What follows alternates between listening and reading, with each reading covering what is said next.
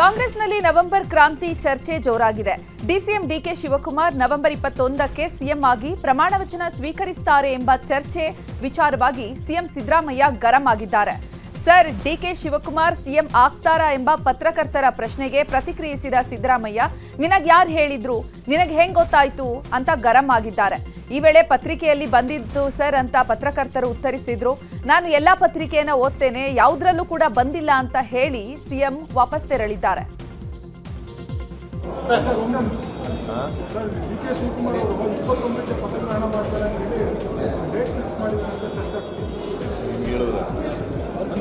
ನಿಮ್ಗೆ ಹೇಳಿದ್ರೆ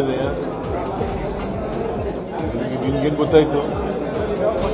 ಅಲ್ಲ, ನಿಮ್ಗೆ ಹೆಂಗ್ ಗೊತ್ತಾಯ್ತು? ಪತ್ರಿಕೆಯಲ್ಲಿ ಏನು ನೋಡ್ತೀಯಾ? ಎಲ್ಲಿ ಯಾವ ಪತ್ರಿಕೆಯಲ್ಲಿ? ಯಾವ ಪತ್ರಿಕೆಪ್ಪ? ನಾನು ನೋಡ್ದಿರೋ ಪತ್ರಿಕೆ ಯಾವುದು? ನಾನು ಎಲ್ಲ ಪತ್ರಿಕೆನೂ ಓದ್ತೀನಿ, ಎಲ್ಲೂ ನೋಡಿಲ್ಲ.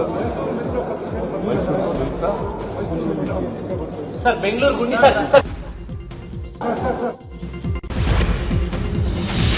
ಸಿಎಂ ಆಗಬೇಕು ಅಂತ ಎಲ್ಲರಿಗೂ ಆಸೆ ಇದೆ. ಸದ್ಯ ಸಿದ್ದರಾಮಯ್ಯ ಸಿಎಂ ಕುರ್ಚಿಯಲ್ಲಿ ಕೂತ್ಕೊಂಡಿದ್ದಾರೆ. 2028ರವರೆಗೆ ಅವರೇ ಸಿಎಂ ಆಗಿರ್ತಾರೆ ಅಂತ ಚಿತ್ರದುರ್ಗದಲ್ಲಿ ಸಚಿವ ಜಮೀರ್ ಹೇಳಿದ್ದಾರೆ. ಡಿಕೆಶಿ ಸಿಎಂ ಆಗಬೇಕಂತ ನಮಗೂ ಆಸೆ ಇದೆ. 2028ರ ನಂತರ ಡಿಕೆಶಿ ಸಿಎಂ ಆಗಬೇಕಂತ ನಾನು ಬಯಸ್ತೇನೆ. ಹೀಗಾಗಿ ಯಾವ ನವೆಂಬರ್ ಕ್ರಾಂತಿಯೂ ಇಲ್ಲ. ಸಿದ್ದರಾಮಯ್ಯ ಡಿಕೆಶಿ ಅಣ್ಣ ತಮ್ಮಂದಿರಂತೆ ಜೊತೆಗೆ ಹೋಗ್ತಾರೆ ಅಂತ ಹೇಳಿದ್ದಾರೆ. ಈಗ ಮುಖ್ಯಮಂತ್ರಿ ಆಗ್ಬೇಕಾಗಿ ಎಲ್ಲರಿಗೂ ಆಸೆ ಇದೆ. ಈಗ ಮನೆ ಸಿದ್ದರಾಮಯ್ಯ ಅವರು ಮುಖ್ಯಮಂತ್ರಿ ಕುರ್ಚಿಯಲ್ಲಿ ಕೂತಿದ್ದಾರೆ. ಈ 5 ವರ್ಷ ಅವರೇ ಮುಖ್ಯಮಂತ್ರಿಯಾಗಿ ಮುಂದುವರಿತಾರೆ 28ವರೆಗೂ. ಈಗ ಡಿಕೆ ಶಿವಕುಮಾರ್ ಸಾಹೇಬರಿಗೆ ಮುಖ್ಯಮಂತ್ರಿ ಆಗೋದು ಆಸೆ ಇದೆ ಅಂತ ತಾವು ಹೇಳ್ತಾ ಇದ್ದೀರಲ್ಲ, ನಾವು ಅವ್ರು ಮುಖ್ಯಮಂತ್ರಿ ಆಗ್ಬೇಕಂತ ನಮಗೂ ಆಸೆ ಇದೆ. ಡಿಕೆ ಶಿವಕುಮಾರ್ ಸಾಹೇಬರು ಮುಂದಿನ ದಿನದಲ್ಲಿ ಮುಖ್ಯಮಂತ್ರಿ ಆಗ್ಬೇಕಂತ ಅವ್ರು ಸಿದ್ದರಾಮಯ್ಯ ಆದಮೇಲೆ 2028ವರೆಗೂ ಮನೆ ಸಿದ್ದರಾಮಯ್ಯ ಅವರು 5 ವರ್ಷ ಮುಖ್ಯಮಂತ್ರಿ ಇರ್ತಾರೆ. ಅದಾದ್ಮೇಲೆ ನಾವು ಡಿಕೆ ಶಿವಕುಮಾರ್ ಅವರು ಮುಖ್ಯಮಂತ್ರಿ ಆಗ್ಬೇಕಂತ ನಾವು ಬಯಸ್ತೀವಿ. ಏನು ಕ್ರಾಂತಿನೂ ಇಲ್ಲ, ಏನೇನು ಇಲ್ಲ. ಈಗ ಚಿತ್ರದುರ್ಗದಲ್ಲಿ ಅಭಿಮಾನಿಯೊಬ್ಬರಿಗೆ ಸಚಿವ ಜಮೀರ್ ಅಹಮದ್ ಕಿಸ್ ಕೊಟ್ಟರು. ಚಿತ್ರದುರ್ಗದಲ್ಲಿ ಡಾಕ್ಟರ್ BR ಅಂಬೇಡ್ಕರ್ ಪ್ರತಿಮೆಗೆ ಮಾಲಾರ್ಪಣೆ ಮಾಡುವಾಗ ನೀವು ಬಡವರ ಬಂಧು ಅಂತ ಅಭಿಮಾನಿ ಹೊಗಳುತ್ತಾರೆ. ಇದರಿಂದ ಖುಷಿಯಾದ ಸಚಿವ ಜಮೀರ್ ಅಭಿಮಾನಿ ಕೆನ್ನೆಗೆ ಮುತ್ತು ಕೊಟ್ಟಿದ್ದಾರೆ.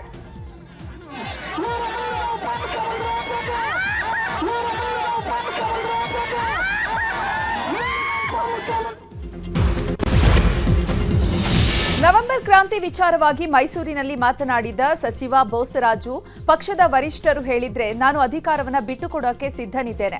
ನವೆಂಬರ್ ವಿಚಾರ ಕೇವಲ ಊಹಾಪೋಹ ಅಷ್ಟೇ. ಇಂತಹ ಚರ್ಚೆ ಎಲ್ಲೂ ಆಗಿಲ್ಲ. ಈಗಾಗಲೇ ಈ ವಿಚಾರವಾಗಿ ಸಿಎಂ ಸ್ಪಷ್ಟನೆಯನ್ನ ಕೊಟ್ಟಿದ್ದಾರೆ. ಸಚಿವ ಸಂಪುಟ ಪುನರ್ರಚನೆ ಬಗ್ಗೆ ಸಿಎಂ ತೀರ್ಮಾನ ತೆಗೆದುಕೊಳ್ತಾರೆ ಎಂದಿದ್ದಾರೆ. ಇದೆಲ್ಲ ಊಹಾಪೋಹಗಳು ಬಿಟ್ಟರೆ ಯಾರಿಗೂ ಗುರುತಿಲ್ಲ. ಆ ರೀತಿಯಾದಂಥ ಚರ್ಚೆ ಎಲ್ಲಿಯೂ ಆಗಲಿಲ್ಲ. ಈಗಾಗಲೇ ಮುಖ್ಯಮಂತ್ರಿಗಳು ಸ್ಪಷ್ಟನೆ ಕೊಟ್ಟಿದ್ದಾರೆ. ನಮ್ಮ ಪ್ರದೇಶ ಕಾಂಗ್ರೆಸ್ ಸಂಸ್ಥೆ ಅಧ್ಯಕ್ಷರು ಸಹಿತ ಸ್ಪಷ್ಟನೆ ಕೊಟ್ಟಿದ್ದಾರೆ. ಹಾಗಾಗಿ ಆ ರೀತಿಯಾದಂಥ ಕ್ರಾಂತಿ ಆಗ್ತಕ್ಕಂಥ ಕಾಂಗ್ರೆಸ್ ಪಕ್ಷದಲ್ಲಿ ನೋಡಿ ಅವ್ರು ಏನು ನೋಡಿ, ಈಗ ಸಿದ್ದರಾಮಯ್ಯನವರು ಹೇಳ್ತಾ ಇದ್ದಾರೆ, ಹೈಕಮಾಂಡ್ ಯಾವ ರೀತಿ ಹೇಳ್ತಾ ಆ ರೀತಿ ನಡೆದುಕೊಳ್ತಾರೆ ಅಂತ ಮಾತನ್ನು ಸಿದ್ದರಾಮಯ್ಯ ಅನೇಕ ಬಾರಿ ಸ್ಪಷ್ಟನೆ ಮಾಡಿದ್ದಾರೆ. ಅವರು ಪ್ರಬುದ್ಧರಿದ್ದಾರೆ. ನಮ್ಮ ಸಿದ್ದರಾಮಯ್ಯನವರು ಸಾಕಷ್ಟು ಅನುಭವಿಸ್ತಿದ್ದಾರೆ, ರಾಷ್ಟ್ರ ಮಟ್ಟದ ನಾಯಕರಾಗಿದ್ದಾರೆ. ಅವರು ಹೇಳುವಂಥ ಸಂದರ್ಭದಲ್ಲಿ ಅವ್ರ ಮಾತುಗಳು ನಾವು ಕೇಳಬೇಕು. ಬಿಟ್ಟರೆ ಎಲ್ಲ ಕಾಂಗ್ರೆಸ್ಗಳು ಬೇರೆ ಮಾತಾಡ್ತಕ್ಕಂಥದ್ದೇನೈತೆ 100% ನಾನೇ ಅಲ್ಲ, ಪ್ರತಿಯೊಬ್ಬರು ಯಾರು ಹೈಕಮಾಂಡ್ ತೀರ್ಮಾನಕ್ಕೆ ಬದ್ಧರಾಗ್ತಾರೋ ಅವ್ರು ಮಾತ್ರ ಕಾಂಗ್ರೆಸ್ ಪಾರ್ಟಿಯಲ್ಲಿ ಇರಬೇಕು ಅನ್ನೋದು ನನ್ನ ಉದ್ದೇಶ. ಇದೆಲ್ಲ ನವೆಂಬರ್ನಲ್ಲಿ ಕಾಂಗ್ರೆಸ್ನಲ್ಲಿ ಮಾತ್ರವಲ್ಲದೆ ಬಿಜೆಪಿಯಲ್ಲೂ ಕ್ರಾಂತಿ ನಡೆಯಲಿದೆ ಎನ್ನಲಾಗ್ತಾ ಇದೆ. ಬಿಹಾರ ಚುನಾವಣೆ ಬಳಿಕ ಬಿಜೆಪಿ ರಾಜ್ಯಾಧ್ಯಕ್ಷರ ಬದಲಾವಣೆ ನಿರೀಕ್ಷೆ ಇದ್ದು, ಹೀಗಾಗಿ ಇವತ್ತು ಬಿಜೆಪಿಯ ರೆಬಲ್ ನಾಯಕರು ಸಭೆ ಸೇರಿದ್ದಾರೆ. ಬೆಂಗಳೂರಿನ ಸದಾಶಿವನಗರದ ಮಾಜಿ ಶಾಸಕ ಕುಮಾರ್ ಬಂಗಾರಪ್ಪ ನಿವಾಸದಲ್ಲಿ ಸಭೆ ನಡೆಯಿತು.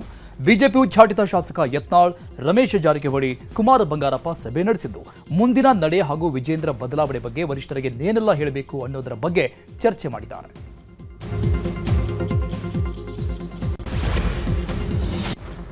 ರಾಜಕೀಯ ಸುದ್ದಿಗಳನ್ನ ನೋಡೋಣ. ಸಚಿವ ಪ್ರಿಯಾಂಕ್ ಖರ್ಗೆ ಬೆನ್ನಲ್ಲೇ ಎಐಸಿಸಿ ಅಧ್ಯಕ್ಷ ಮಲ್ಲಿಕಾರ್ಜುನ ಖರ್ಗೆ ಕೂಡ ಆರ್ಎಸ್ಎಸ್ ಬ್ಯಾನ್ ಬಗ್ಗೆ ಪ್ರಸ್ತಾಪಿಸಿದ್ದಾರೆ. ದೆಹಲಿಯಲ್ಲಿ ಮಾತನಾಡಿದ ಮಲ್ಲಿಕಾರ್ಜುನ್ ಖರ್ಗೆ, ಕಾನೂನು ಮತ್ತು ಸುವ್ಯವಸ್ಥೆಯ ಸಮಸ್ಯೆಗಳನ್ನು ತಂದೊಡ್ತಾ ಇರುವಂತಹ ಆರ್ಎಸ್ಎಸ್ ಸಂಘಟನೆಯನ್ನ ಬ್ಯಾನ್ ಮಾಡಬೇಕು ಅಂತ ಒತ್ತಾಯಿಸಿದ್ದಾರೆ. ಭಾರತದ ಪ್ರಜಾಪ್ರಭುತ್ವ ಮತ್ತು ಜಾತ್ಯತೀತ ಚೌಕಟ್ಟನ್ನು ರಕ್ಷಿಸಲು ಒಮ್ಮೆ ಸರ್ದಾರ್ ವಲ್ಲಭಭಾಯ್ ಪಟೇಲ್ ಇದೇ ರೀತಿ ನಿರ್ಬಂಧಗಳನ್ನು ವಿಧಿಸಿದ್ರು. ರಾಷ್ಟ್ರೀಯ ಸ್ವಯಂ ಸೇವಕ ಸಂಘ ಕಾರ್ಯಕ್ರಮಗಳಲ್ಲಿ ಭಾಗವಹಿಸುವಂತಹ ಸರ್ಕಾರಿ ನೌಕರರ ಮೇಲೆ ನಿಷೇಧ ಹೇರಬೇಕು ಅಂತ ಒತ್ತಾಯಿಸಿದ್ದಾರೆ. बातें मैं आपके सामने रखूंगा. इतिहास के बदलने का प्रयास और सत्य का महत्व. हाल ही में NCERT की 3 किताबों में से गांधी जी, गोडसे, RSS 2002 के गुजरात दंगों से जुड़े अंश हटा दिए गए हैं. यानी जो सत्य है. ಎಐಸಿಸಿ ಅಧ್ಯಕ್ಷ ಮಲ್ಲಿಕಾರ್ಜುನ ಖರ್ಗೆ ಕೋಟೆಯಲ್ಲಿ ಆರ್ಎಸ್ಎಸ್ ಪಥಸಂಚಲನ ಆರಂಭ ಆಗಿದೆ. ಯಾದಗಿರಿ ಜಿಲ್ಲೆಯ ಗುರುಮಠಕಲ ಪಟ್ಟಣದಲ್ಲಿ ಪಥಸಂಚಲನ ನಡೀತಾ ಇದ್ದು, ಲಕ್ಷ್ಮೀ ನರೇಂದ್ರ ಲೇಔಟ್ನಿಂದ ಪಥಸಂಚಲನ ಆರಂಭವಾಗಿದ್ದು ಪಟ್ಟಣದ ಪ್ರಮುಖ ಬೀದಿಗಳಲ್ಲಿ ಸಾಗ್ತಾ ಇದೆ. ಪಥಸಂಚಲನದಲ್ಲಿ ನೂರಾರು ಗಣವೇಷಧಾರಿ ಸ್ವಯಂ ಸೇವಕರು ಭಾಗಿಯಾಗಿದ್ದಾರೆ. ಪೊಲೀಸರು ಬಿಗಿ ಭದ್ರತೆ ಒದಗಿಸಿದ್ದಾರೆ.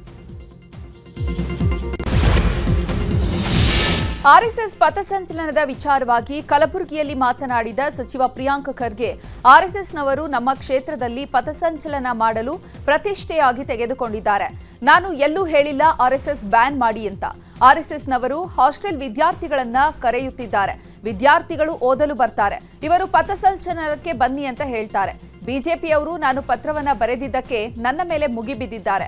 ಆರ್ಎಸ್ಎಸ್ ರಿಜಿಸ್ಟರ್ ಇಲ್ಲದ ಸಂಸ್ಥೆ ಅಂತ ಕಿಡಿಕಾರಿದ್ದಾರೆ. ನನಗಲ್ಲ, ಅವ್ರಿಗೆ ಪ್ರತಿಷ್ಠೆ ಆಗಿದೆ. ನನಗೇನು ಪ್ರತಿಷ್ಠೆ ಆಗಿದೆ ಹೇಳಿ? ಇಲ್ಲಿ ನಮ್ಮ ಕಲಬುರಗಿನಲ್ಲಿ ಹಾಸ್ಟೆಲ್ ಹುಡುಗರಿಗೆ ಫೋನ್ ಮಾಡಿ ನೀವು ಇದಕ್ಕೆ ಪಥಸಂಚಲನಕ್ಕೆ ಬರಬೇಕು ಅಂತ ಹೇಳಿ, ನಮ್ಮ ಹುಡುಗರು ಫೋನ್ ಮಾಡಿಬಿಟ್ಟು ಸರ್ ಹಿಂಗೆ ಕರೀತಾ ಇದ್ದಾರೆ, ನಾವು ಹೋಗಬೇಕು ಅಂತ ಇದ್ದೀವಿ, ನಮಗೆ ಗಾಡಿ ವ್ಯವಸ್ಥೆ ಮಾಡಿಕೊಡೋಕ್ಕಾಗುತ್ತಾ ಅಂತ ನಮ್ಮ ಅಧಿಕಾರಿಗಳು ಕಳಿಸ್ಬಿಟ್ಟು ಕೇಳಿದೆ. ಅವಾಗ ನೋಡಿದ್ರೆ ಇವರೆಲ್ಲರೂ ಹೀಗೆ ಮಾಡ್ತಾ ಇದ್ದಾರೆ ಅಂತ ಗೊತ್ತಾಯಿತು. ಅದಕ್ಕೆ ನಾನು ಪತ್ರ ಬರೆದೆ. ಸರ್ಕಾರಿ ಹಾಸ್ಟೆಲ್ಗಳಲ್ಲಿ, ಗೌರ್ಮೆಂಟ್ ಏಡೆಡ್ ಇನ್ಸ್ಟಿಟ್ಯೂಷನ್ಸ್ನಲ್ಲಿ, ಮೈದಾನಗಳಲ್ಲಿ ಮಾಡಬಾರ್ದು. ಅಕಸ್ಮಾತ್ ಏನಾದರೂ ಇವ್ರ ಚಟುವಟಿಕೆಗಳು ಮಾಡಲೇಬೇಕು ಅಂದರೆ ಪರ್ಮಿಷನ್ ತಗೊಂಡು ಮಾಡಲಿ ಅಂತ ಹೇಳಿರೋ ತಪ್ಪೇನಿದೆ? ಇವರೆಲ್ಲರೂ ಸೇರಿ ಮೈಮೇಲೆ ಬಿದ್ದರು.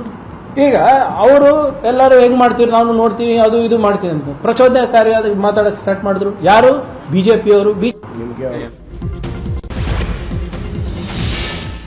ಟನಲ್ ರಸ್ತೆ ವಿಚಾರವಾಗಿ ತೇಜಸ್ವಿ ಸೂರ್ಯ ವಿರುದ್ಧ ಕಾಂಗ್ರೆಸ್ ನಾಯಕ ರಿಜ್ವಾನ್ ಅರ್ಷದ್ ವಿರುದ್ಧ ವಾಗ್ದಾಳಿ ನಡೆಸಿದ್ದಾರೆ. ಪಾಪ ತೇಜಸ್ವಿ ಸೂರ್ಯ ಕಾರೇ ಬಳಸಲ್ಲ, ಅವರು ಬರೀ ಮೆಟ್ರೋ, ಬಿಎಂಟಿಸಿ ಬಸ್ನಲ್ಲೇ ಓಡಾಡ್ತಾರೆ ಅಂತ ವ್ಯಂಗ್ಯವಾಡಿದ್ದಾರೆ. ಟನಲ್ ರೋಡ್ನಲ್ಲಿ ಕಾರುಗಳು ಹೋದ್ರೆ ಟ್ರಾಫಿಕ್ ಕಂಜಂಕ್ಷನ್ ಕಡಿಮೆ ಆಗಲ್ವಾ? ಟನಲ್ ದುಡ್ಡು ಹೊಡೆಯೋ ಪ್ರಾಜೆಕ್ಟ್ ಅಂತ ತೇಜಸ್ವಿ ಸೂರ್ಯ ಹೇಳಿದ್ದಾರೆ. ಅದೇ ಅವರದ್ದೇ ಸರ್ಕಾರ 18,000 ಕೋಟಿ ವೆಚ್ಚದಲ್ಲಿ ಮುಂಬೈನಲ್ಲಿ ಟನಲ್ ರೋಡ್ ಮಾಡ್ತಾ ಇದೆ. ಅಲ್ಲಿಯೂ ದುಡ್ಡು ಹೊಡೆಯೋಕೆ ಅಂತ ನಾವು ಹೇಳಬಹುದಾ ಅಂತ ಕೌಂಟರ್ ಕೊಟ್ಟಿದ್ದಾರೆ. ನಿಮ್ಮ transport minister, union transport minister Nitin Gadkari ರವರ ಸಲಹೆ ಮೇರೆಗೆ ಈ ಮೆಟ್ರೋ, ಈ ಟನಲ್ ಕಾರ್ಯಕ್ರಮ ನಡೀತಾ ಇರ್ತಕ್ಕಂಥದ್ದು. ಒಂದೇ ಒಂದು ಬಾರಿ ಅವ್ರಿಗೆ ಯಾಕೆ ಟೀಕೆ ಮಾಡಿಲ್ಲ ತೇಜಸ್ವಿ ಸೂರ್ಯ? ಇಲ್ಲಾಂದ್ರೆ ಅವ್ರಿಗೆ ಬುದ್ಧಿ ಇಲ್ಲ ಅಂತ ಹೇಳಿ, ಅವ್ರಿಗೆ ಗೊತ್ತಿಲ್ಲ ಅಂತ ಹೇಳಿ, ಅವ್ರಿಗಿಂತ ನಾನೇ ಪ್ರಜ್ಞಾವಂತ ಅಂತ ಹೇಳಿ, ನಾನೇ ಮೇಧಾವಿ ಅಂತ ತೇಜಸ್ವಿ ಸೂರ್ಯ ಹೇಳಿ ಒಪ್ಕೋತೀವಿ. ಇಲ್ಲಿ ರಾಜಕಾರಣಕ್ಕೋಸ್ಕರ ರಾಜಕೀಯ ಮಾಡ್ತಾ ಇದ್ದಾರೆ. ಅವರ ಸರ್ಕಾರದ ಕಾಲದಲ್ಲಿ ಇದೆಲ್ಲ ಇಶ್ಯೂ ಯಾವುದೇ ಒಂದೇ ಒಂದು ಕಿಟಿಕ್ ಅನ್ನಲಿಲ್ಲ, ಮಾತನಾಡಲಿಲ್ಲ. ಕೇಂದ್ರ ಸರ್ಕಾರಕ್ಕೆ ಹೋಗಿ ದಿಲ್ಲಿಗೆ ಹೋಗಿ ಕೂಡ ಮಾತಾಡಲ್ಲ, ಬರೀ ಬೆಂಗಳೂರಲ್ಲೇ ಮಾತು. ತಮ್ಮ ನಿವಾಸಕ್ಕೆ ನೀಡಿದ್ದ ಭದ್ರತೆಯನ್ನ ವಾಪಸ್ ಪಡೆದಿರುವ ಬಗ್ಗೆ ಮೇಲ್ಮನೆ ವಿಪಕ್ಷ ನಾಯಕ ಛಲವಾದಿ ನಾರಾಯಣಸ್ವಾಮಿ ಪತ್ರ ಬರೆದಿದ್ದಾರೆ. ಸಿಎಂ, ಕೇಂದ್ರ ಗೃಹ ಸಚಿವ ಅಮಿತ್ ಶಾ ಸೇರಿದಂತೆ ರಾಜ್ಯ ಗೃಹ ಸಚಿವ ಪರಮೇಶ್ವರ್ಗೂ ಪತ್ರ ಬರೆದಿದ್ದು, ನನಗೆ ನೀಡಿರುವ ಭದ್ರತೆಯನ್ನ ವಾಪಸ್ ಪಡೆದಿರೋದು ಸರಿಯಲ್ಲ. ನನಗೆ ಫೇಸ್ಬುಕ್ ಮೂಲಕ ಕೊಲೆ ಬೆದರಿಕೆ ಬರ್ತಾ ಇದೆ. ಇದು ನನಗೆ ಆತಂಕ ಉಂಟು ಮಾಡಿದೆ. ವಿಪಕ್ಷ ನಾಯಕನಾಗಿ ನನ್ನ ಸುರಕ್ಷತೆ ಸರ್ಕಾರದ ನೈತಿಕ ಮತ್ತು ಕಾನೂನುಬದ್ಧ ಜವಾಬ್ದಾರಿ. ಹೀಗಾಗಿ ನನ್ನ ನಿವಾಸಕ್ಕೆ ಭದ್ರತೆ ನೀಡಿ ಅಂತ ಮನವಿ ಮಾಡಿಕೊಂಡಿದ್ದಾರೆ.